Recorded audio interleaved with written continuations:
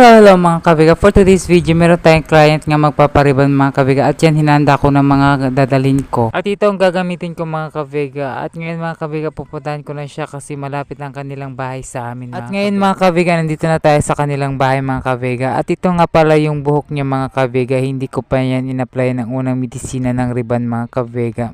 Hindi siya gaano ka-wavy mga kabiga, pero ang kapal-kapal ang kanyang buhok mga kabiga. Ayun mga kabiga, sobrang kapal talaga ng kanyang buhok mga kabiga.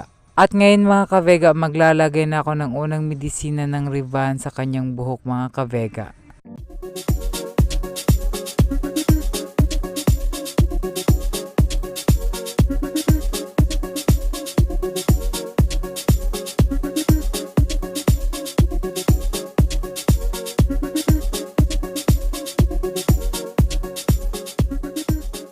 Ayan mga ka-Vega, pagkatapos ko in-applyan siya ng unang medisina ng Riban mga ka-Vega, binababad ko siya ng 1 hour and 30 minutes mga ka-Vega. At pagkatapos kong ibabad siya ng 1 hour and 30 minutes mga ka-Vega, babanlawan ko siya at pagkatapos mga ka-Vega, ibablower ko para matuyo ang kanyang buhok mga ka-Vega.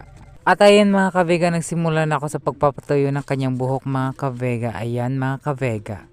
Pag natuyo na kanyang buhok mga kabega, magpo-proceed naman ako sa pagpaplansya ng kanyang buhok mga kabega. Sa kakaseryos ko nagpapatuyo ng kanyang buhok mga kabega, di ko na malayan na dumadalay na pala yung pawis ko sa liig ko mga kabega. At ngayon mga kabega, nagpo-proceed na ako sa pagpaplansya ng kanyang buhok mga kabega. Kahit nahihirapan man ako sa hamon ng buhay mga kabega, lalaban pa rin ako para sa pamilya ko mga kabega. Lumalaban para sa pang-araw-araw na pangailangan at maitawid ang kahirapan mga kabega. Artistahin na ba ako sa kadramahan ko mga kabega?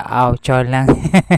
At nang patapos na ako sa pagpaplansya ng kanyang buhok mga kabega, maglalagay naman ako pangalawang medisina ng Riban mga kabega at ibabay ko siya ng 30 minutes mga kabega. Ayan mga kabega, at ito po yung final result mga kabega.